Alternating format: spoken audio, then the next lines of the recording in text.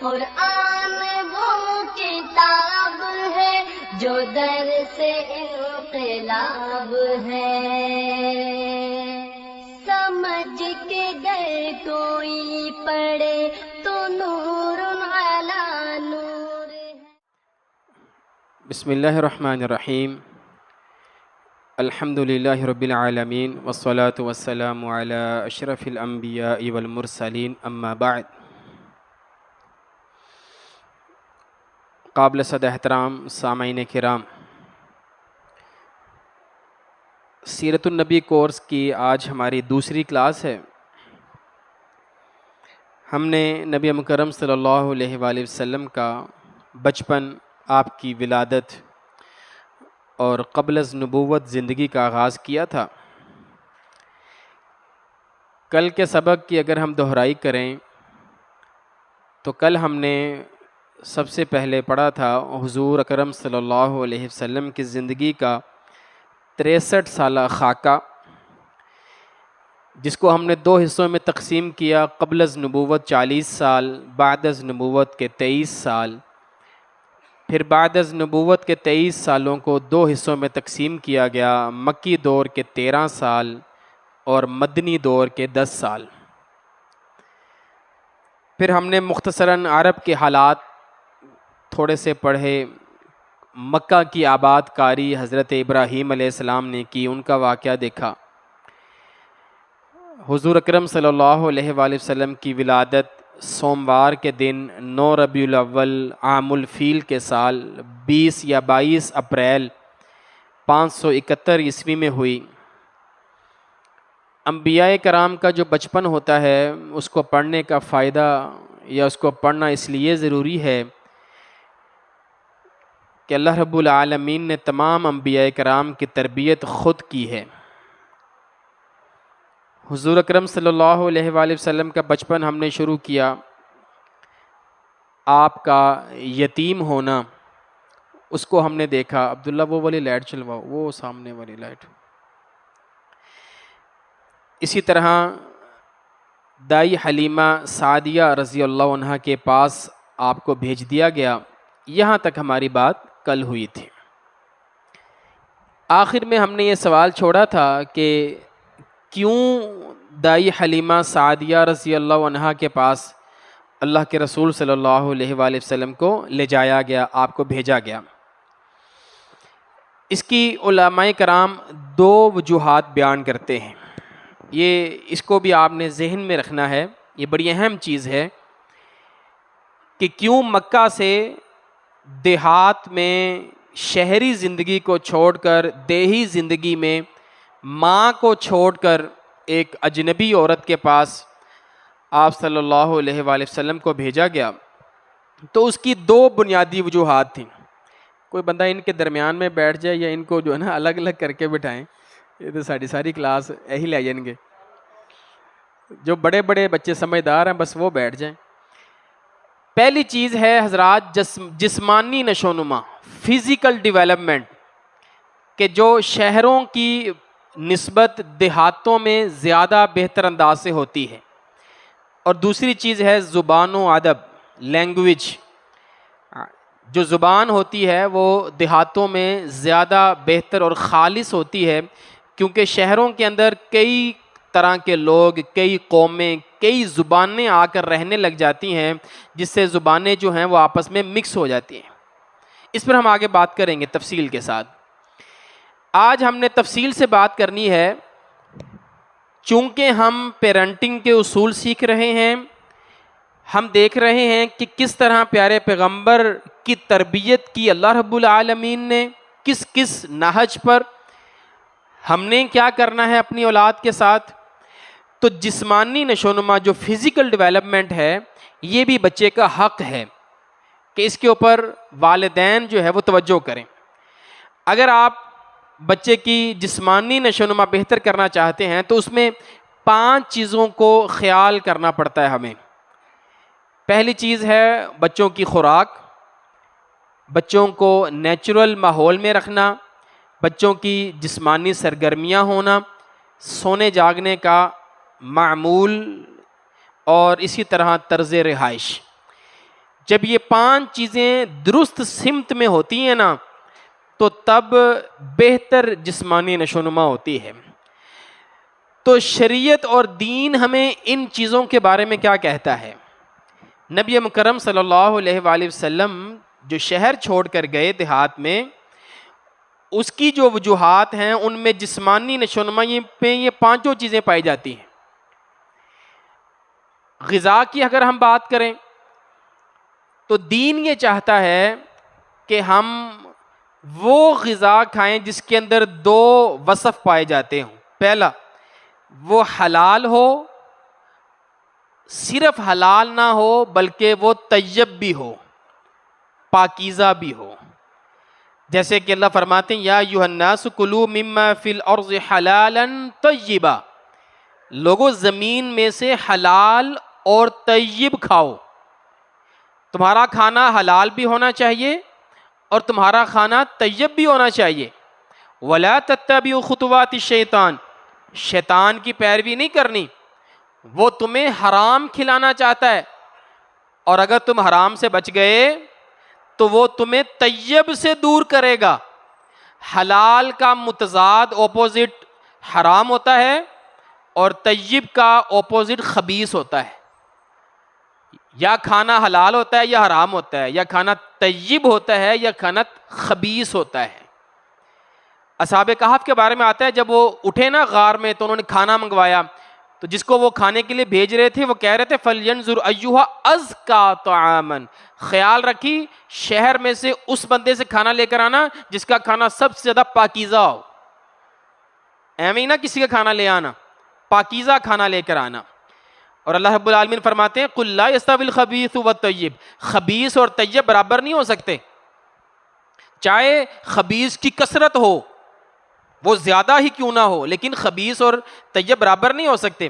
اور ایک جگہ کہا الخبیثات للخبیثین والخبیثون للخبیثات، خبیث چیزیں خبیث لوگوں کے لیے ہوتی ہیں، خبیث مرد خبیث عورتوں کے لیے، خبیث چیزیں خبیث لوگوں کے لیے، والطیبات للطیبین، اور طیب پاکیزہ چیزیں پاکیزہ لوگوں کے لیے۔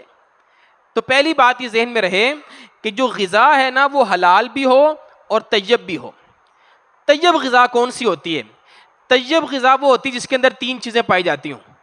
پہلی چیز، وہ نیچرل ہو، مصنوعی نہ ہو، اس کے اندر کیمیکل شامل نہ ہو، اس کو بنایا نہ گیا ہو، مین میڈ نہ ہو، اللہ میڈ ہو، اللہ کی بنائی ہوئی چیز ہو، نیچرل ہو، فطرتی ہو۔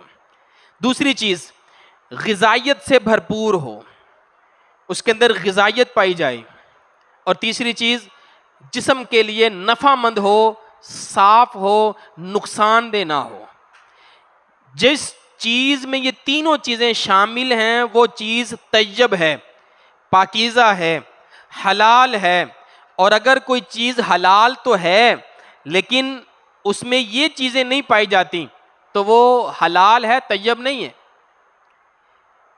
ان تینوں چیزوں پر جو سب سے زیادہ چیز فٹ آتی ہے نا وہ یہ فروٹس ہیں، پھل، نیچرل بھی ہیں، غذائیت بھی ہے اور جسم کے لیے نفع مند ہیں، نقصان دہ نہیں ہیں، بشرطے کہ کوئی بندہ بیمار ہو۔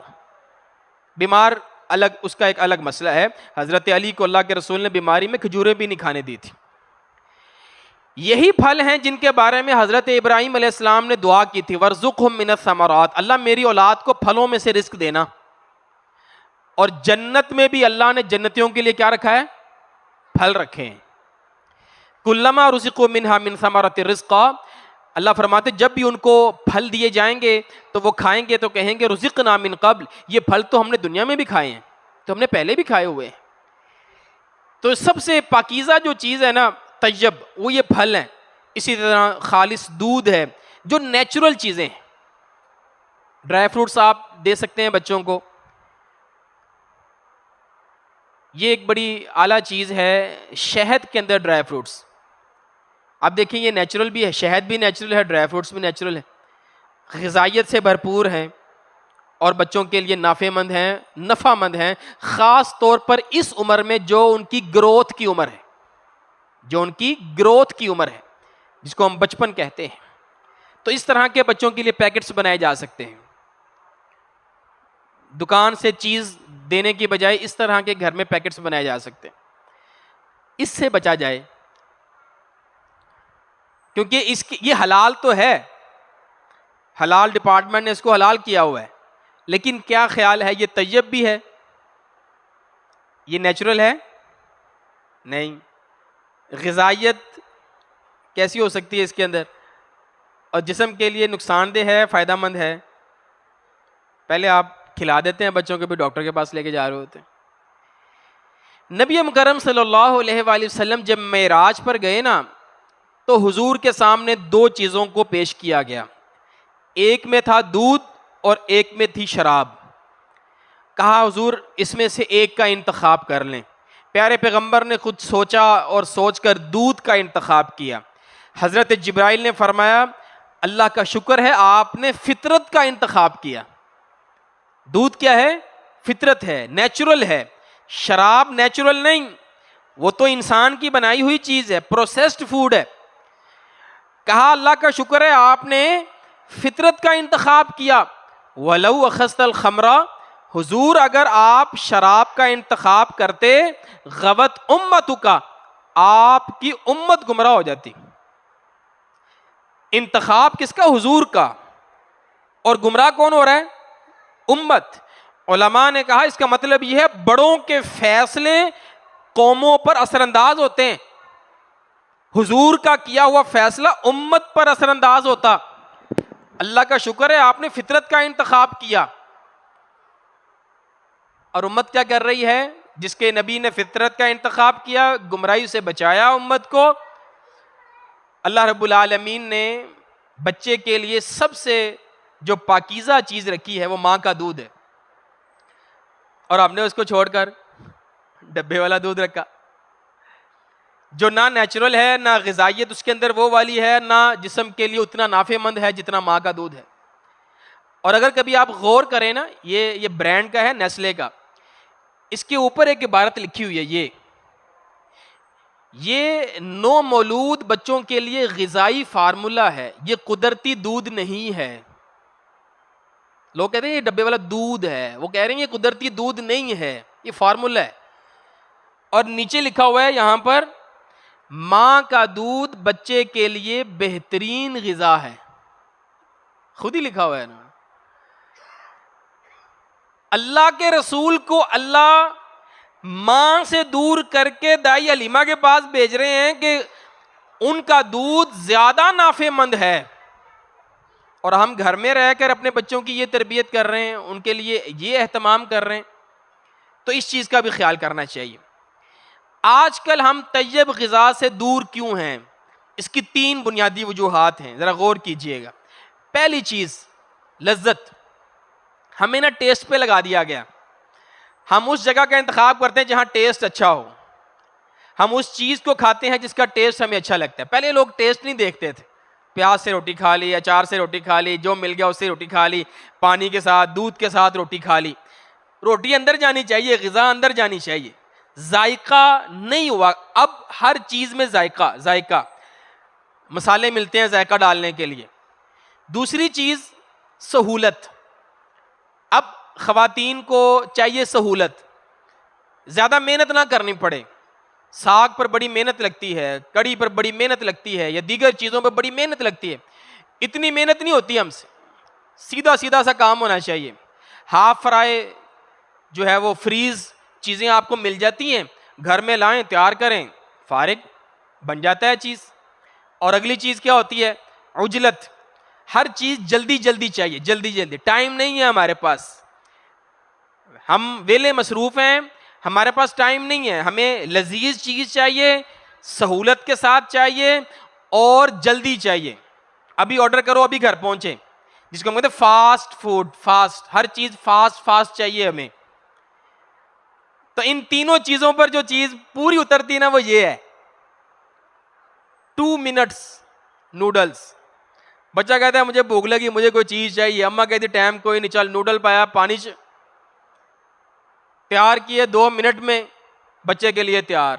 بچے کو لذت بھی مل رہی ہے، ماں کے لیے سہولت ہے، اور بچہ اور ماں دونوں کے لیے جلدی کام ہو گیا، فارغ ہو گئے جی. اب فارغ ہو کیا کرنا ہے؟ پتہ نہیں، ہمارے پاس ٹائم نہیں ہے.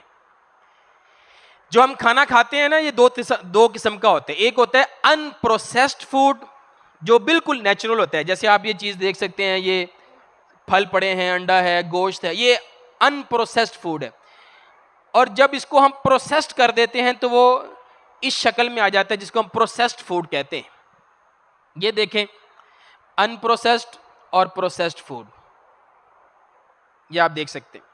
اچھا ایک اس سے بھی اوپر کا لیول ہوتا ہے الٹرا پروسیسڈ فوڈ, جو کہ پروسیس سے بھی زیادہ کا لیول ہوتا ہے. جیسے یہ چیزیں ہیں یہ الٹرا پروسیسڈ ہیں, اور یہ چیزیں جو ہیں وہ انسانی جسم کے اندر بہت ساری خرابیاں پیدا کرتی ہیں, خاص طور پر اس عمر میں جو کہ گروتھ کی عمر ہے. سائنس بھی یہ بات کرتی ہے, شریعت بھی یہ کہتی ہے, جو انسان کھاتا ہے اس کی شخصیت ویسی بنتی ہے. اگر آپ نیچرل چیزیں کھائیں گے تو آپ کی صحت بھی ویسی ہوگی, اور اگر آپ یہ والی چیزیں کھائیں گے تو آپ کی نیچر اور فطرت بھی ایسی ہوگی, مزاج بھی ایسے ہی ہوں گے. خوراک کا باقاعدہ اثر ہوتا ہے. اس لیے تحقیق ہے سور کیوں حرام ہے, خنزیر کیوں حرام ہے, اس کی حرکتیں گندی ہیں. اللہ رب العالمین نے امت کے لیے اس کو حرام کر دیا ہے, مسلمانوں کے لیے, کہ نہیں وہ اگر تم کھاؤ گے تمہارے اندر وہ حرکتیں آ جائیں گی. اور آپ دیکھیں یورپ میں جو لوگ کھاتے ہیں ان کے اندر وہ حرکتیں بھی ہیں. اللہ تعالیٰ نے ہمارے لیے شریف جانور رکھے ہیں, شریف جانور, بکری وغیرہ, یہ چیر پھاڑ نہیں کرتے, اس لیے ہم چیر پھاڑ نہیں کرتے. تو جو کھاتے ہیں نا اس کا اثر ہوتا ہے. نبی کرم صلی اللہ علیہ وآلہ وسلم کی زندگی میں ایک واقعہ ہوا. ایک نا قافلہ آیا, کچھ کافر آئے, ان کو نا مسجد میں ٹھہرا دیا گیا. تو ایک کافر تھا, آپ صلی اللہ علیہ وآلہ وسلم نے صحابہ سے کہا بھئی اس کی مہمان نوازی کرو, اس کو دودھ پلاؤ. تو ایک صحابی گئے, وہ بکری کا دودھ دھو کر لائے, اس کو پلایا. اس نے کہا اور لے کر آؤ, اس سے میرا کیا بنے گا. ایک اور بکری کا دودھ لایا گیا, اس نے وہ پیا, کہتا اور لے کر آؤ. تیسری کا پیا, کہتا اور لے کر آؤ. چوتھی کا پیا, کہتا اور لے کر آؤ. وہ پیتے پیتے 7 بکریوں کا دودھ پی گیا. اچھا اگلے دن جب وہ صبح ہوئی نا, وہی بندہ مسلمان ہو گیا جس نے, جو کل کافر تھا, 7 بکریوں کا دودھ پی گیا. اگلے دن مسلمان ہو گیا, مسجد میں تھا. حضور نے کہا بھائی اپنے ساتھی کی مہمان نوازی کرو, اس کو دودھ پلاؤ. صحابی گئے, ایک بکری کا دودھ لائے, پلایا. وہ روٹین کے مطابق دوسری کا لینے گئے. جب دوسری کا دودھ لایا تو وہ کہنے کا بس اور نہیں پینا میں نے, بس میرا پیٹ بھر گیا. وہ صحابی بڑے حیران ہوئے, کل 7 بکریاں دودھ پی گیا, آج ایک کا ہی پورا ہو گیا اس کا. انہوں نے اللہ کے رسول کو بتایا تو حضور نے وہاں بیان کیا تھا المؤمن یشرب فی معء واحد, مومن جو ہے وہ ایک آنت سے کھاتا ہے. والکافر یشرب فی 7 امعاء, اور کافر جو ہے وہ 7 آنتوں سے کھاتا ہے. مومن کی خوراک اور کافر کی خوراک میں فرق ہے. مومن کی زندگی کا مقصد خوراک نہیں ہے, کھانا نہیں ہے. کافر کی زندگی کا مقصد ہی کھانا ہے. کھا لیا, سو لیا, پہن لیا, بس یہ مقصد ہے, اور کیا ہے. تو مومن جو ہے اس کا کھانا بڑا پاکیزہ ہوتا ہے, حلال بھی ہوتا ہے اور پاکیزہ بھی ہوتا ہے. تو اس چیز کو ہم نے میک شور کرنا ہے کہ ہم نے اپنے بچوں کو حلال اور پاکیزہ ڈائٹ پر لانا ہے, پاکیزہ خوراک پر لانا ہے, اور ان کو شعور دینا ہے کہ بیٹا یہ ہیلدی فوڈ ہے, یہ ان ہیلدی فوڈ ہے, اس سے آپ نے بچنا ہے. دوسری چیز ہے فطرتی ماحول. بچوں کو فطرتی ماحول میں رکھیں, نیچر کے قریب رکھیں. نیچر سے مراد مثلا اب دیکھیں نا, ہم جس جگہ پہ بیٹھے ہیں یہاں ہمیں خالص ہوا نہیں مل رہی, یہاں ہمیں آسمان نظر نہیں آ رہا, یہاں ہمیں جو ہے وہ اللہ زمین مٹی جو ہے وہ یہاں پر ہمیں نہیں ٹچ ہو رہی. تو یہ جو نیچرل چیزیں ہیں نا, مٹی ہے, آسمان ہے, دھوپ ہے, ہوا ہے, درخت ہے, سبزہ ہے, یہ نیچرل ہے. اولاد کو اگر آپ صحت مند بنانا چاہتے ہیں, رکھنا چاہتے ہیں, تو ان کو نیچر کے پاس رکھیں. اسی لیے شہر کی زندگی چھوڑ کر دیہات میں بھیجا جا رہا ہے کہ دیہات میں کیا ہے, نیچرل لائف ہے. وہاں پر لوگ زمین پر بیٹھتے ہیں, زمین پر سوتے ہیں, کھیتی باڑی کرتے ہیں, چرواہے ہیں, بکریوں کے قریب رہتے ہیں. ہمارے بچے سائیکل اور موٹر سائیکل کے قریب رہتے ہیں, دیہاتوں کے بچے جانوروں کے قریب رہتے ہیں. جانور نیچرل ہیں, یہ آرٹیفیشل ہیں, یہ فرق ہے. اللہ رب العالمین نے قرآن مجید میں ہمیں دعوت دی ہے کہ ہم فطرت پر غور کریں. کہیں فرمایا فلا ينظرون الى الابل کیف خلقت، دیکھو اونٹوں کو دیکھو ہم نے کیسے ان کو بنایا، آسمان کو دیکھو ہم نے کیسے چھت بنائی تمہارے لیے، پہاڑوں کو دیکھو ہم نے کیسے بنایا اس کو، وَإِلَى الْأَرْضِ كَيْفَ سُطِحَتْ، زمین کو دیکھو ہم نے زمین کو کیسے بچھایا تمہارے لیے.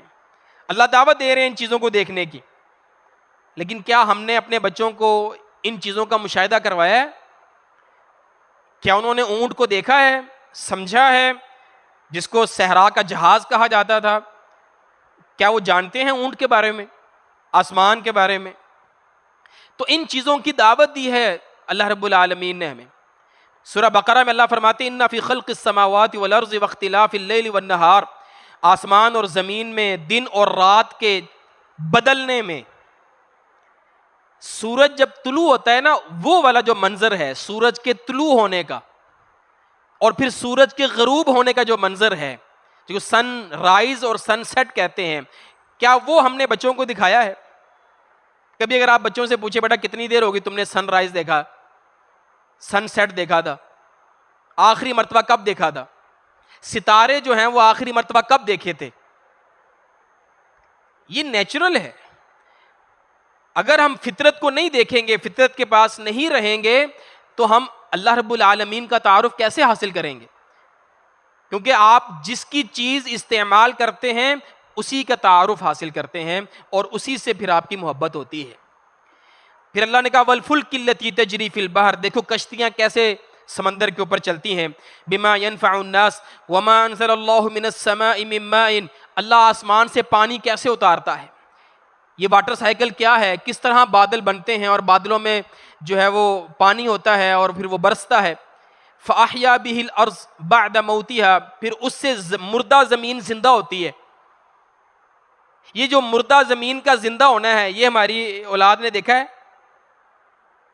کیسے ایک بنجر زمین سے بیج لگا کر ایک پودا نکلتا ہے. اللہ دعوت دے رہے ہیں، اللہ نے اپنے نبی کو وہاں بھیجا ہے کہ جہاں پر ان چیزوں کا مشاہدہ ہوتا ہے. وَبَثَّ فِيهَا مِن كُلِّ دَابَّةٍ، اور کس طرح اللہ تعالیٰ نے زمین پر حشرات اور جانور پھیلائے.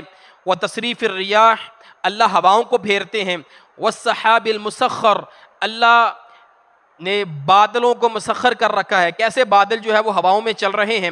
بین السماء والارض، آسمان و زمین کے درمیان بادل کیسے چل رہے ہیں. لآیات لقوم یعقلون، عقل والوں کے لیے اس میں نشانیاں ہیں. تو یہ چیزیں دیکھنے کی اللہ تعالیٰ نے ہمیں دعوت دی ہے. اگر ہم فطرت کے قریب رہتے ہیں، فطرت میں رہتے ہیں، تو اس کے فوائد ہمیں یہ ہوتے ہیں. سب سے پہلی چیز، انسان کے اندر تحمل مزاجی آتی ہے، صبر آتا ہے، برداشت آتی ہے. اس کی وجہ یہ ہے فطرت کی ہر چیز فاسٹ نہیں ہے، بڑے تحمل کے ساتھ ہے. آپ آج بیج لگاتے ہیں نا، 6 مہینے کے بعد جا کر، سال کے بعد جا کے اس پہ پھل لگتا ہے. تو آپ کو 1 سال انتظار کرنا پڑتا ہے پھل لینے کے لیے، 2 سال 3 سال انتظار کرنا پڑتا ہے آپ کو.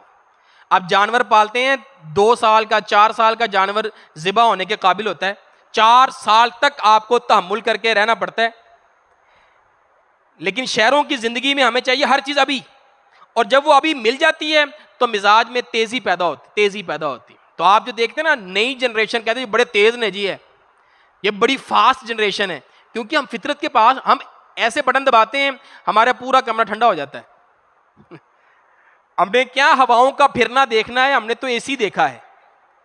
اور جو نئی جنریشن آ رہی ہے، آج کل کی جنریشن کو کیا کہتے ہیں؟ Alpha generation.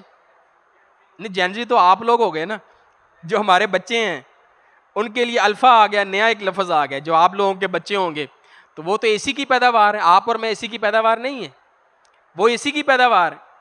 تو ان کو کیا پتا ہے ہوائیں کیا ہوتی ہیں اور گرمی اور ٹھنڈ کیا ہوتی ہے. وہ تو باہر بارش ہو رہی ہوتی ہے، وہ اندر اے سی چلا کے بیٹھے ہوتے ہیں. بارش میں نہائیں گے کپڑے خراب ہو جائیں گے. شاور میں نہاؤ آرام سے، وہ بھی شاور ہی ہے، وہ بھی بارش ہی ہے. تو فطرت سے جیسے جیسے ہم بچوں کو دور کر رہے ہیں نا، تو امیون سسٹم بچوں کا کمزور ہوتا ہے. اس لیے جتنا اے سی میں رہنے والا بچہ ہوگا اتنا اس کا امیون سسٹم کمزور ہوگا، تھوڑی سی شدت سے وہ بیمار ہو جائے گا. اور جتنا دھوپ میں رہنے والا بچہ کھلے ماحول میں رہنے والا بچہ، ٹھنڈ میں رہنے والا بچہ ہوگا، اس کا مدافعاتی نظام بھی مضبوط ہوگا۔ یہ کوئی ایسی چیزیں نہیں جس پر آپ کو پتہ نہیں ہے، آپ کے علم میں، آپ لوگ دیکھتے ہیں ان چیزوں کو، مشاہدہ ہے آپ لوگوں کا۔ ذہنی صحت بہتر ہوتی ہے۔ جو لوگ بند اور گھٹی ہوئی جگہوں پہ رہتے ہیں نا، وہ ذہنی مریض ہوتے ہیں، وہ نفسیاتی مرض ہوتا ہے ان کو۔ اگر وہ نفسیاتی مرض سے نکلنا چاہتے ہیں، ان کو چاہیے وہ کھلے آسمان کے نیچے چلے جائیں، گارڈن میں چلے جائیں، پارک میں چلے جائیں، ان کا ذہنی صحت بہتر ہوتی ہے۔ انسان خوش رہتا ہے، فطرت کے قریب رہنے والا انسان خوش رہتا ہے، وہ خوش مزاج ہوتا ہے۔ تیسری چیز ہے جسمانی سرگرمیاں۔ بچوں کی پرورش میں یہ بڑی اہم چیز ہے کہ ان کو فزیکل ایکٹیویٹیز دی جائیں۔ نبی مکرم صلی اللہ علیہ وآلہ وسلم تو مسجد نبوی میں فزیکل ایکٹیویٹیز کروایا کرتے تھے، اور روایت آپ نے سن رکھی، عید کے موقع پر حبشی جو کچھ صحابہ کرام تھے وہ اپنے انداز سے نیزوں کے ساتھ، تیروں کے ساتھ فزیکل ایکٹیویٹیز کر رہے تھے مسجد کے اندر، اور حضور خود بھی دیکھ رہے تھے اور آپ سیدہ عائشہ کو بھی دکھا رہے تھے۔ تو آپ ان چیزوں کو سراہتے تھے۔ گھوڑ سواری، اچھا، تیر اندازی اور گھڑ سواری کے بارے میں اللہ کے رسول کا حکم ہے، ارمو ورکبو، تیر اندازی سیکھو، گھڑ سواری سیکھو، اور پھر آپ نے فرمایا کہ مجھے زیادہ پسند ان دونوں میں سے تیر اندازی ہے۔ دو صحابہ ایسے ہیں جن کو اللہ کے رسول نے زندگی میں کہا میرے ماں باپ آپ پر قربان۔ باقی صحابہ حضور کو کہا کرتے تھے نا، فدا کا ابی و امی۔ دو صحابہ ایسے ہیں جن کو حضور نے کہا میرے ماں باپ آپ پر قربان۔ ان میں سے ایک صحابی سعد بن ابی وقاص ہیں، اور اس وقت کہا جب سعد تیر چلا رہے تھے اور ان کا تیر بالکل نشانے پر لگ رہا تھا، حضور ان کو تیر پکڑاتے تھے اور آپ کہتے تھے سعد مار، فدا کا ابی و امی، سعد میرے ماں باپ تجھ پہ قربان ہو جائے۔ آپ کو کتنا پسند تھا وہ عمل، تو آپ کہا کرتے تھے کہ اس چیز کو سیکھو۔ اس کو گھڑ سواری حضور خود لگوایا کرتے تھے مدینہ کے اندر۔ سنن نسائی میں روایت ہے حضور نے نشان لگایا کہ یہاں سے لے کر یہاں تک جو ہے وہ گھوڑوں کی ریس ہوگی۔ اسی طرح تیراکی کے حوالے سے نبی مکرم صلی اللہ علیہ وآلہ وسلم کی حدیث ہے کہ تیراکی سیکھنی چاہیے۔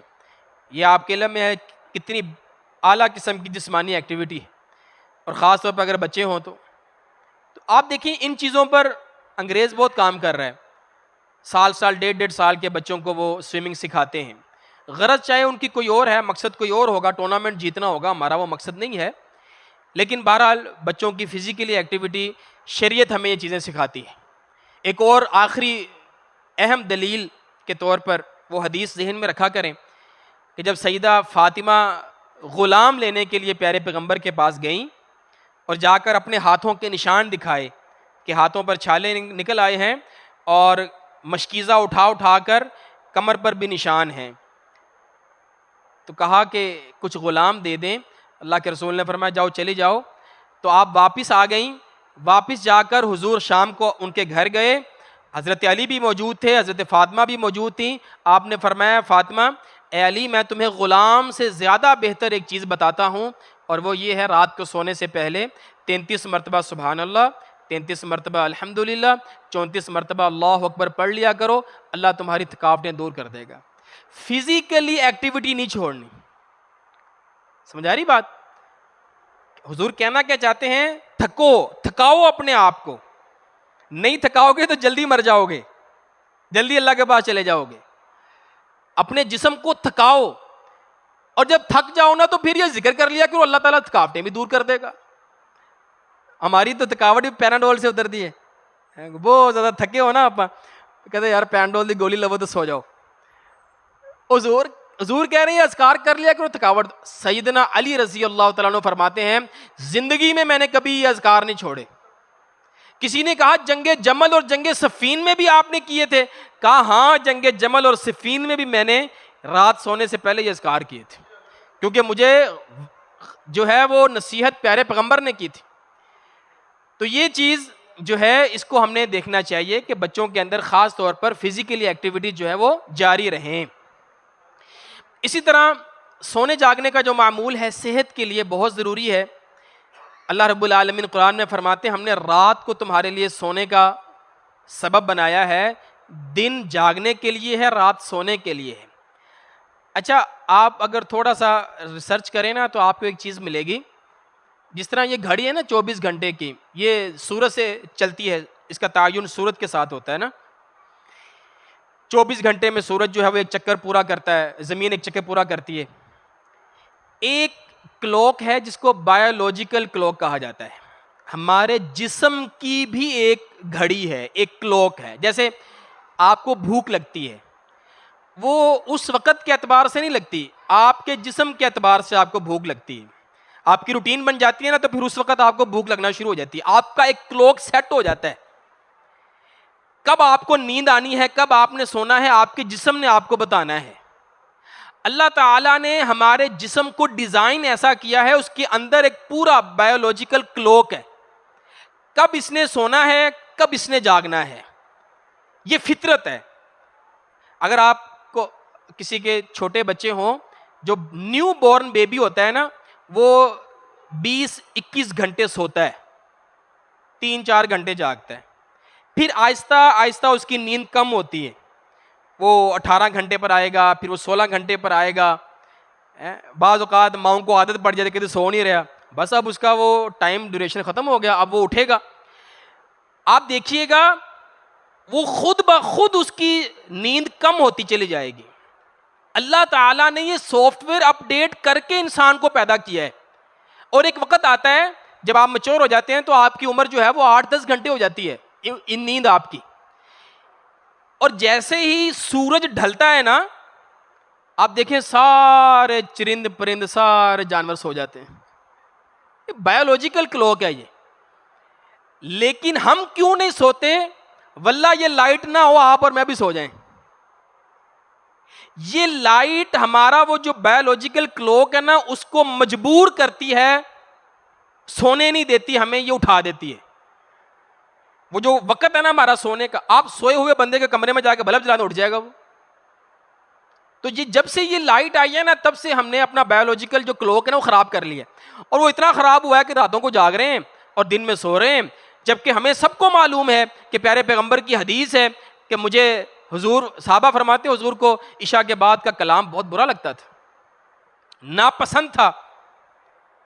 یعنی حضور کی اگر آپ پسند ناپسند نکالیں تو ایک ناپسندیدہ عمل یہ ہے کہ عشاء کے بعد گفتگو کرنا، عشاء کے بعد محفلیں جمانا، عشاء کے بعد بیٹھنا اللہ کے رسول کو ناپسند ہے۔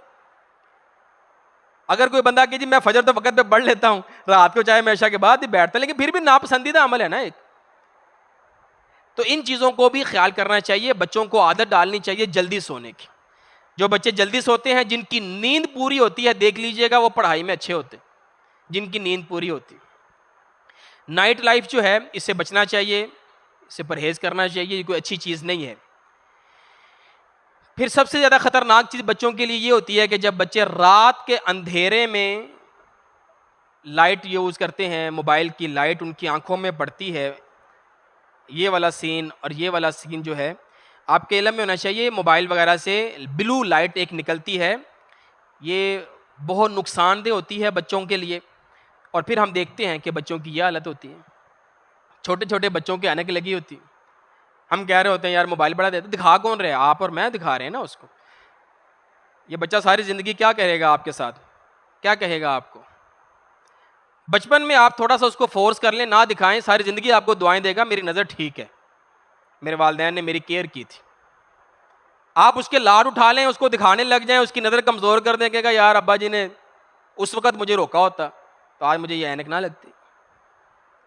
تو اور بھی اسباب ہو سکتے ہیں، میں نہیں یہ کہہ رہا صرف یہی سبب ہے، لیکن یہ بھی ایک سبب ہے، بہت سارے بچوں کو اس وجہ سے عینک لگی ہوئی ہے۔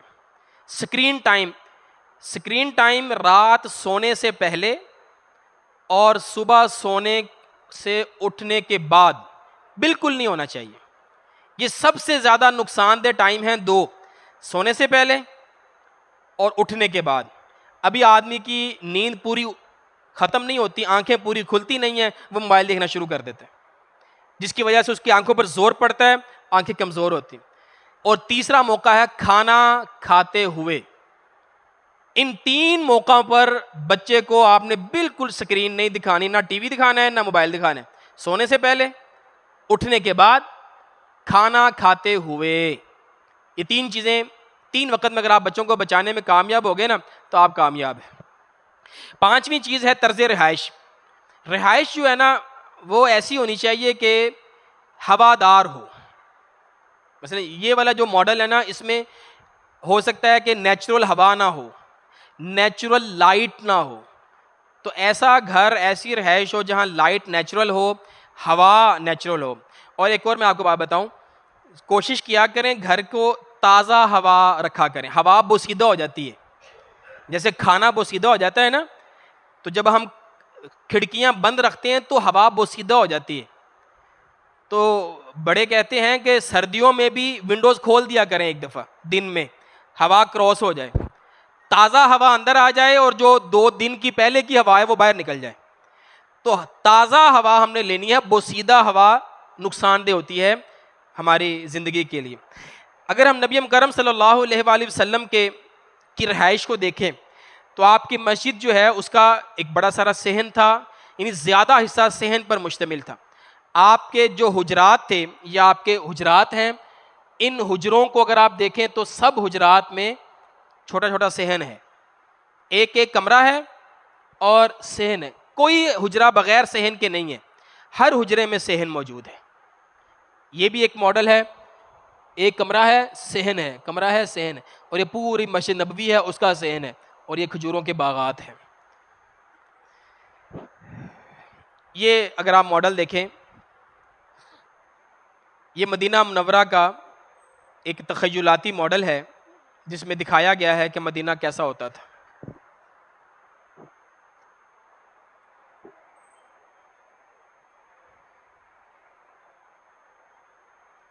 یہ گھڑے وغیرہ استعمال ہوتے تھے پانی کے لیے. یہ سامنے مسجد نبوی کا دروازہ ہے.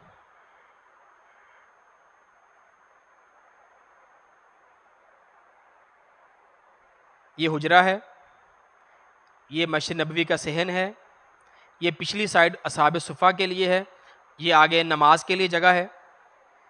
کھجور کے تنے ہیں، اوپر کھجور کی چھال ہے، کھجور کے پتے ہیں.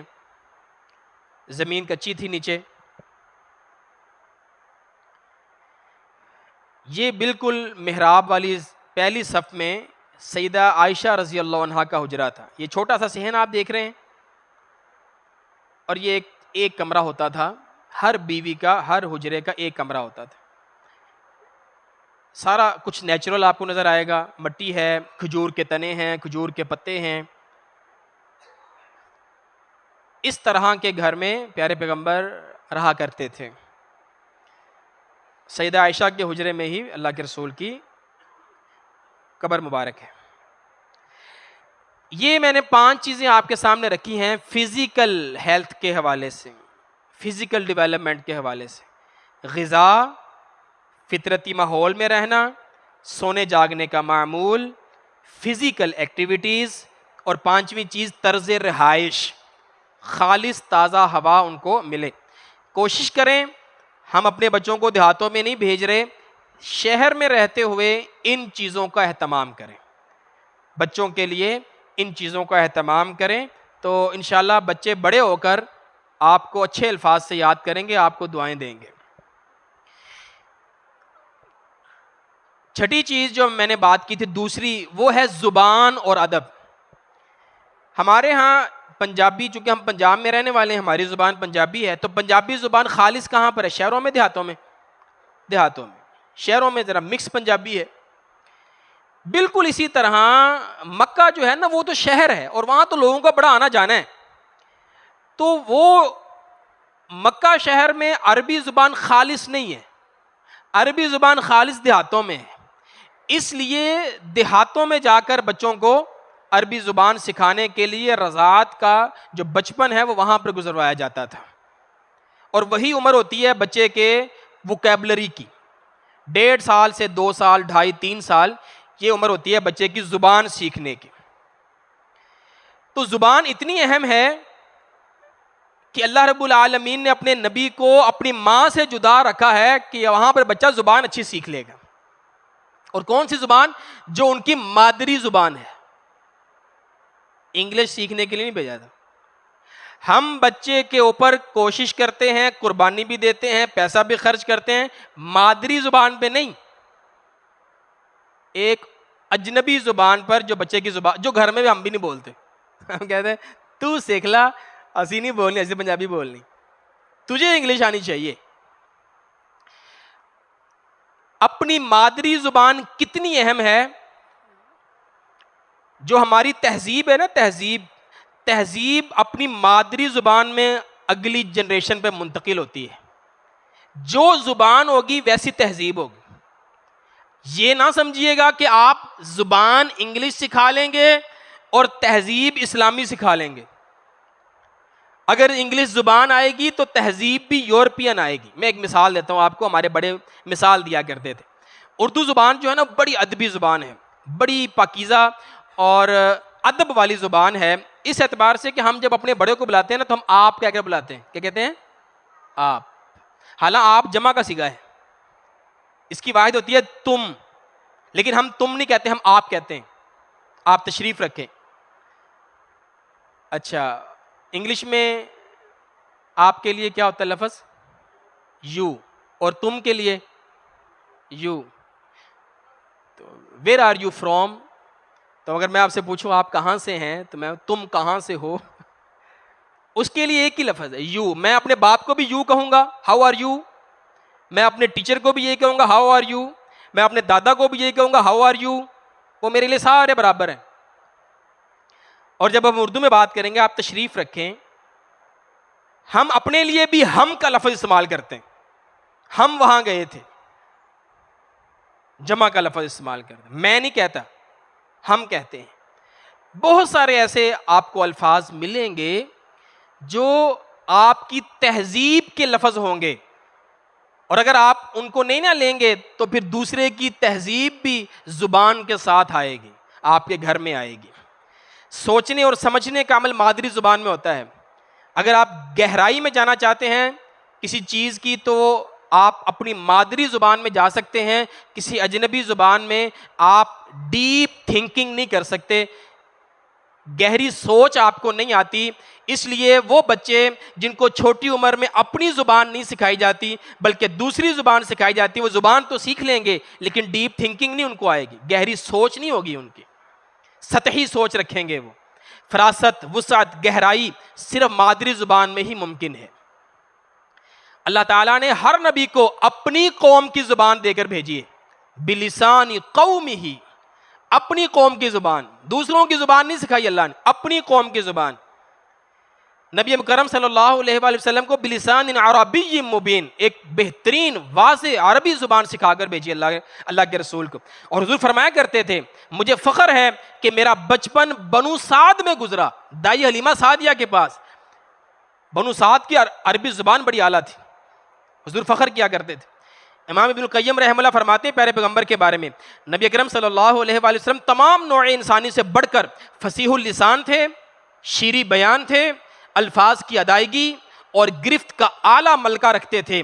آپ کی بات دلوں میں اتر جایا کرتی تھی جس سے روحیں آپ کی گرویدہ ہو جاتی تھیں.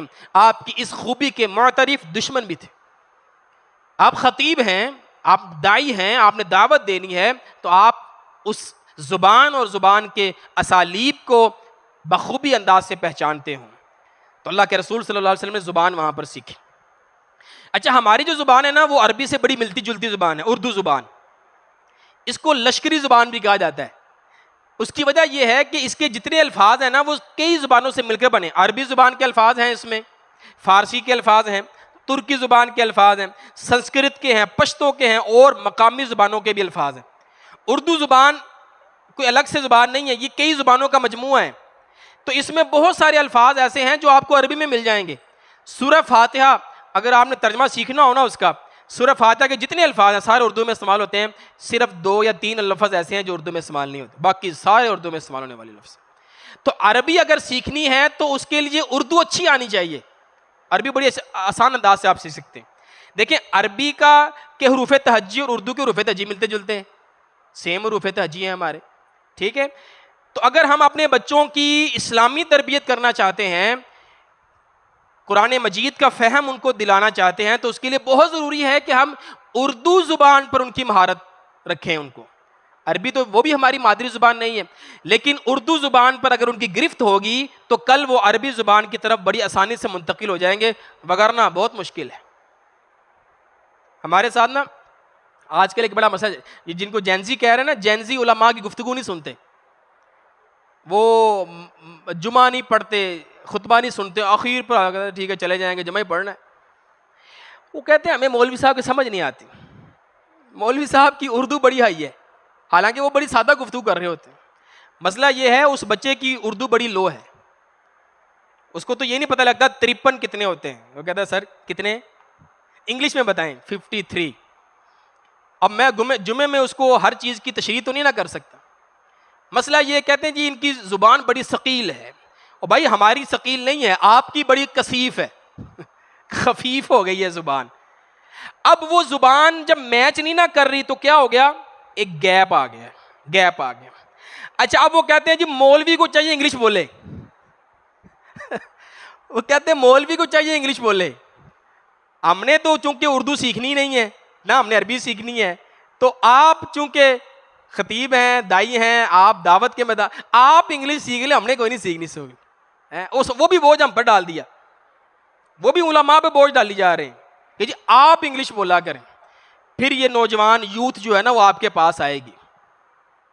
تو ایسا یہ جو ہے نا ہمیں چاہیے کہ ہم بچوں کو اردو پر اچھی گرفت کریں، کیونکہ اسلام کا جو لٹریچر ہے عربی زبان کے بعد سب سے زیادہ اردو زبان میں ہے.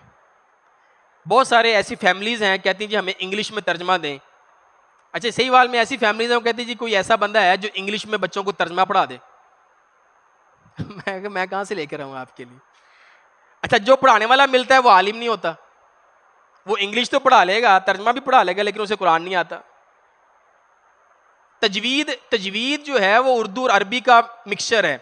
انگلش پڑھنے والے کو تجوید نہیں آ سکتی، اسے سمجھ ہی نہیں آنی یہ کیا کہہ رہے، اقلاب کیا ہوتا ہے اور اخفاف کیا ہوتا ہے، اخفاء کیا ہوتا ہے، یہ کیا الفاظ ہیں بھی. یہ ایک بات ذہن میں رکھیے گا، ہم مدارس میں بچوں کو لے کے جاتے ہیں، اخلاص کے ساتھ جاتے ہیں، مخلص ہو کر جاتے ہیں. بچہ مدرسے میں نہیں چلتا، ہم مدرسے کا قصور نکال دیتے ہیں. آپ نے اس نہج پر بچے کو تیار ہی نہیں کیا ہوتا جو لینگویج مدرسے کی ہے، جو قرآن کی لینگویج ہے، آپ نے اس پر اس کو تیار نہیں کیا ہوتا. یہ بہت اہم بات ہے، چونکہ ہم مدارس میں رہتے ہیں، ہم مدارس میں پڑھتے پڑھاتے ہیں، ہمیں پتہ ہے بچوں کے ساتھ جو مسائل ہوتے ہیں. یعنی 5ویں کلاس کا بچہ ہے، انگلش اسے آتی ہے لیکن ناظرہ دیکھ کر اسے پڑھنا نہیں آتا، اور آپ چاہتے ہیں وہ بچہ حفظ کر لے. کیسے کرے گا وہ بچہ حفظ؟ آپ نے تو اس کو انگلش کے لیے تیار کیا تھا، آپ نے حفظ کے لیے تیار ہی نہیں کیا. اور سرکاری اسکولوں کے بچے آگر بڑے اچھے انداز سے حفظ کر جاتے ہیں. ہمارے پاس انگلش کوئی نہیں آتی ہوتی ان کو، حفظ کر جاتے. تو آپ نے دیکھنا ہے آپ نے کیا کروانا ہے. پھر آپ ڈھونڈ رہے ہوتے ہیں یار کوئی ایسا مدرسہ نہیں ہے جہاں پر انگلش بھی ساتھ ساتھ ہو بچوں کے لیے، کوئی قاری صاحب انگلش بولنے والے ہوں، ہمارے بچوں کے ساتھ انگلش میں بات کر لیں. تو ہو سکتا ہے بڑے شہروں میں ایسا ماحول آپ کو میسر آ جائے، لیکن بہرحال جس علاقے میں آپ رہتے ہیں نا اس کے ساتھ آپ کو چلنا چاہیے، اگر آپ چاہتے ہیں کہ آپ مسجد مدرسے کے ساتھ جڑنا چاہتے ہیں. یہ زبان جو ہے یہ ہماری دینی زبان ہے. اس وقت اردو زبان یہ ہماری دین کی زبان ہے. میں ایک کیس سٹڈی آپ کے سامنے رکھ رہا ہوں، آپ پڑھے لکھے لوگ یہاں موجود ہیں. ایک کیس سٹڈی ہم آپ کو دے رہے ہیں اسی زبان کے حوالے سے. یہ شخص ہے اتا ترک مصطفیٰ کمال پاشا. یہ ترکی کا صدر رہا ہے. جب خلافت ٹوٹی تھی تو یہ صدر بنا. اس نے کیا کیا، اس نے چاہا کہ میں اپنی قوم کو یورپی تہذیب میں لے کر جاؤں، یورپین سیولائزیشن کی طرف لے کر جاؤں. تو اس نے کیا کیا، اس نے جو ترکی زبان کے الفابیٹس تھے، حروف تہجی تھے، ان کو لکھا جاتا تھا عربی فونٹ میں، عربی رسم الخط میں. اس نے ان کو چینج کر کے انگلش رسم الخط میں چینج کر دیا، باقاعدہ قومی سطح پر. جیسے اس چیز کو اگر آپ دیکھیں غور سے دیکھیے گا، صفر ہے، اس کو عربی زبان میں صفر ہی کہتے ہیں، صاد فا را۔ اس نے کہا اس کو صاد فا را لکھنے کے بجائے لکھو SIFIR، صاد کی جگہ سین، فے کی جگہ ایف، رے کی جگہ آر استعمال کرو، حروف تہجی بدل دو، کیونکہ حروف تہجی تو صرف علامات ہی ہوتی ہیں نا، زبان تو آپ کے ساؤنڈز ہوتے ہیں۔ بر، بے رے، اس نے کہا BIR، ایکی IKI۔ پہلے لوگ اس طرح لکھتے تھے، اس نے اس کو ختم کر دیا اور اس طرح کر دیا۔ اب ہوا کیا، غور کیجئے گا، الف پہلے اس طرح لکھا جاتا تھا، بعد میں جدید ترک زبان میں اس طرح لکھا جانے لگا۔ حمزہ اس طرح ہوتا تھا، حمزہ اس طرح واول حروف میں آ گیا۔ بے اس طرح ہوتا تھا، بی اس نے کر دیا۔ ترکی رسم الخط یہ لکھے ہوئے سارے ABCD یہ وہ سارے۔ رجب طیب اردوغان، ترکی میں رسب طیب اردوجان اس طرح لکھا ہوتا ہے۔ الفابیٹس چینج کیے انہوں نے، جب اس نے الفابیٹ چینج کر دیے لوگ عربی سے نابلد ہو گئے، اور بڑا کام یہ ہوا، نقصان یہ ہوا کہ وہ جو لٹریچر پرانا تھا بچے وہ پڑھنے سے قاصر ہو گئے، کیونکہ الفابیٹ ہی چینج کر دیا آپ نے۔ جیسے آج کل بھی ہمارے یہ سسٹم چل رہا ہے نا، سنڈے کو کیا کہتے ہیں، اتوار، تو اتوار تو یہ ہوتا ہے لیکن اب لکھا جاتا ہے ایسے ITHWAR۔ منڈے، پیر، PEER، کیا کہتے ہیں اس کو آپ لوگ، رومن اردو، ہماری واٹس ایپ کی زبان۔ آپ کسی کو سلام کرتے ہیں تو کیا لکھتے ہیں، آپ کہتے ہیں آداب عرض ہے، آپ کہتے ہیں خدا حافظ، شکریہ، جزاک اللہ بھی ہم انگلش میں لکھتے ہیں، ہاں جزاک اللہ عربی کے لفظ اس کو بھی ہم انگلش میں لکھتے ہیں۔ مہربانی، اردو ایک اچھی زبان ہے، لکھیں گے انگلش میں، اردو ایک اچھی زبان ہے۔ تو ہم بھی کیا کر رہے ہیں کہ وہ جو زبان ہے نا خود ہم اس کے الفابیٹ چینج کر رہے ہیں۔ ترکی میں اس نے چینج کیے تھے، مصطفیٰ کمال پاشا نے، اب ہم خود کر رہے ہیں، اور نقصان کیا ہوگا، چند سالوں کے بعد اردو پڑھنا بچے بھول جائیں گے، کیونکہ آپ کے پورے سلیبس میں ایک ہی کتاب ہے اردو کی، اور کوئی کتاب نہیں ہے، اور آگے جا کے وہ بھی ختم ہو جائے گی۔ اور پھر آپ کے بچے رومنز میں اردو لکھا کرتے ہیں تو وہ رومنز میں ہی لکھیں گے، اور یہ تو چیٹ GPT کو بھی رومنز میں لکھ کے دیتے ہیں، وہ بھی سمجھ لیتا ہے رومن میں وہ بھی آپ کو آگے سے رومن میں لکھ کے دیتا ہے، وہ بھی آپ اسے یہ نہیں کہتے نہیں تم خالص اردو میں لکھ کے دو، کہتا ہے رومن میں لکھ کے دو مجھے۔ تو جب آپ زبان کو بدلتی ہیں نا تو آپ کا جو سابقہ لٹریچر ہے وہ سارا ارریلیٹیو ہو جاتا ہے۔ کون پڑھے گا آپ ناول کو، کون پڑھے گا داستان ایمان فروشوں کی، کون پڑھے گا عمیرہ احمد کے ناول، کہتا ہے یہ تو اردو میں ہے، مجھ سے تو نہیں پڑھے جاتے، انگلش میں دکھاؤ کوئی۔ بات سمجھ آ رہی ہے آپ کو جو میں سمجھانا چاہتا ہوں پوائنٹ آپ کو؟ تو اس طرح اگر ہم اپنی زبان کو چھوڑ دیں گے نا تو ہم سمجھ لیں اپنی دینی تہذیب کو چھوڑ دیں گے۔ اچھا ایک اور بڑی اہم چیز جو لوگ پڑھنے کے ساتھ تعلق رکھتے ہیں، جن کے بچے پڑھ رہے ہیں، ان کے لیے ایک بڑی اہم چیز ہے یہ، اردو کی زبان ہمارے اسکولوں میں ہمارے بچوں کو اردو کی زبان نہیں آتی، ہمارے اسکولوں میں جو بچے پڑھتے ہیں ان کو اردو نہیں آتی۔ کیوں نہیں آتی؟ اس کی وجہ میں اب آپ کو بتانے لگا ہوں، ہمارے بچوں کو اردو کیوں نہیں آتی۔ اس کی وجہ یہ ہے انگلش کی نسبت اردو زبان کافی مشکل زبان ہے۔ اس کی ایک وجہ یہ ہے، انگلش کے الفابیٹس کتنے ہوتے ہیں، 26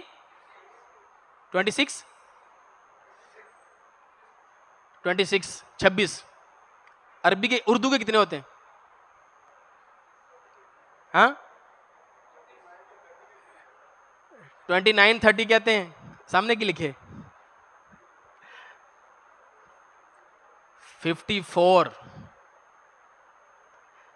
اردو کے حروفی تہجی دو قسم کے ہیں، ایک یک حرفی ہیں، ایک دو حرفی ہیں۔ بے، بھے، یہ دو الگ الگ حرف ہیں۔ ٹھے، اور ٹے یہ دو الگ الگ حرف ہیں. پے پھے الگ الگ حرف ہیں. چے چھے الگ الگ حرف ہیں. جب آپ ان کو سب کو الگ الگ لکھتے ہیں تو یہ 54 حروف بنتے ہیں. اور اگلی بات, ہر حرف کی 3 شکلیں ہیں اردو میں. ہر حرف کی 3 شکلیں ہیں اردو میں. ایک ابتدائی شکل ہوتی ہے اس کی, ایک جب وہ حرف درمیان میں آتا ہے اس کی شکل بدل جاتی ہے, اور جب وہ آخر میں آتا ہے اس کی شکل بدل جاتی ہے. یہ دیکھیں, بے دیکھ رہے ہیں, شروع میں ایسے آتا ہے, درمیان میں ایسے آتا ہے, آخر میں ایسے آتا ہے. جیم شروع میں ایسے آتا ہے, درمیان میں ایسے آتا ہے, آخر میں ایسے آتا ہے. دال رے سین شروع میں ایسے آتا ہے, درمیان میں ایسے آتا ہے, آخر میں ایسے آتا ہے. صاد طا, ہر حرف کی کتنی شکلیں ہیں؟ 54 کو ملٹیپلائی کریں 3 کے ساتھ, 162 ہو گئے. 162 شکلیں ہیں جو ہم نے بچے کو سمجھانی ہیں, پھر اس کو اردو آنی ہے اور پھر اس کو عربی آنی ہے. 162 شکلیں. انگلش کی صرف 26 ہیں, یا 26 کو آپ کیپٹل اور سمال میں کر لیں تو 26 26 52 ہو جائیں گی. اے سمال اور ایک کیپٹل, بس یہ ہے. اور میتھ جو ہے وہ اس سے بھی زیادہ ایزی ہے. میتھ میں صرف 10 شکلیں ہوتی ہیں, بلکہ 10 کی بھی 9 ہوتی ہیں, 1 سے لے کر 9 تک, یا 0 کو ملا لیں, چلے 10 شکلیں بنتی ہیں. صرف انہی کو بچے نے آگے کرنا ہوتا ہے. اردو میں 162 شکلیں ہیں, اس کو بچے نے کرنا ہوتا ہے. اچھا پھر ظلم دیکھیں, اسکول میں پہلا پیریڈ کس کا ہوتا ہے؟ انگلش کا. اچھا جتنا انگلش کا پیریڈ ہوتا ہے اتنا ہی اردو کا ہوتا ہے. اگر آدھے گھنٹے کا انگلش کا پیریڈ ہے تو اردو کا بھی آدھے گھنٹے کا, میتھ کا بھی. جبکہ انگلش اور اردو کو دیکھیں تو اردو سے 3 درجے زیادہ ہے. ہونا یہ چاہیے تھا کہ اگر اس کا آدھا گھنٹہ ہے اس کا 1.5 گھنٹہ ہوتا. ہم بچے کو اسی آدھے گھنٹے میں انگلش بھی پڑھا رہے ہیں, اردو بھی پڑھا رہے ہیں. نتیجہ یہ نکلتا ہے انگلش بچے کو آ جاتی ہے, اردو اس کو جوڑ ہی نہیں کرنا. اچھا پھر اگلی بات, انگلش کی جو رائٹنگ ہے وہ ملی ہوئی نہیں ہے, الگ الگ ہے. اردو کی رائٹنگ ملی ہوئی ہے, بچے کو سمجھ نہیں آ رہے, اس کو جوڑ ہی نہیں کرنے آ رہے ہوتے. ہم بچے پر زور لگا رہے ہیں کیوں نہیں اردو آ رہی. وہ مسئلہ یہ ہے, سسٹم کے اندر مسئلہ ہے. سسٹم جتنا ٹائم اس کو دینا چاہیے وہ نہیں دے رہا. بتانے کا مقصد یہ ہے, اگر آپ چاہتے ہیں آپ کے بچے کی عربی اچھی ہو, آپ کے بچے کا قرآن فہمی اچھی ہو, دین کی تعلیم وہ حاصل کرنا چاہے, اس کے لیے اردو ضروری ہے. خود محنت کرنا شروع کر دیں اس کے اوپر, اسکولوں نے نہیں کرنی. آپ اس کو ٹائم دینا شروع کر دیں, اردو کی اہمیت اس کے ذہن میں بٹھائیں کہ بیٹا اردو ہم نے اچھے طریقے سے سیکھنی ہے. اگر آپ اس کو اہمیت دیں گے تو بچے بھی اس کو اہمیت دیں گے, لیکن اگر آپ انگلش کی اہمیت دیں گے تو بچے بھی اہمیت نہیں دیں گے. یہ آج کی ہماری گفتگو کا جو ہے وہ مکمل ہوتی ہے. یہاں پر ہم نے 6 باتیں کی ہیں, ہم آج کے سبق کو دہرا لیتے ہیں. یہ باتیں سیدہ علیمہ سعدیہ کے پاس بھیجنے کی 2 وجوہات, فزیکل ڈیولپمنٹ اور زبان اور ادب. اس میں فزیکل ڈیولپمنٹ میں ہم نے غذا پر بات کی, غذا کیا ہونی چاہیے؟ حلال اور طیب ہونی چاہیے. اسی طرح فطرتی ماحول میں بچوں کو رکھنا چاہیے. سونے جاگنے کی ترتیب ہماری جو شریعت کے مطابق ہے وہ ہونی چاہیے, اور جسمانی سرگرمیاں بچے کو دینی چاہیے. طرز رہائش ہمارا نیچرل ہونا چاہیے. اور اس کے بعد ہم نے بات کی زبان, مادری زبان جو کہ ہماری اردو ہے, اس پر بچوں کو محنت کروائیں. اللہ رب العالمین سے دعا, اللہ تعالی ہمیں صحیح طریقے پر اپنے بچوں کی تربیت کرنے کی توفیق عطا فرمائے. جزاکم اللہ خیرا وآخر دعوانا الحمد للہ رب العالمین. 1 منٹ جو ہماری حاضری ہے, ابھی 1 منٹ ہمارا پڑا ہے, 45 کے سیکنڈ پڑے ہیں, تو حاضری والے ساتھی حاضری لگوا لیں, اس کے بعد جا سکتے ہیں. حارث بھائی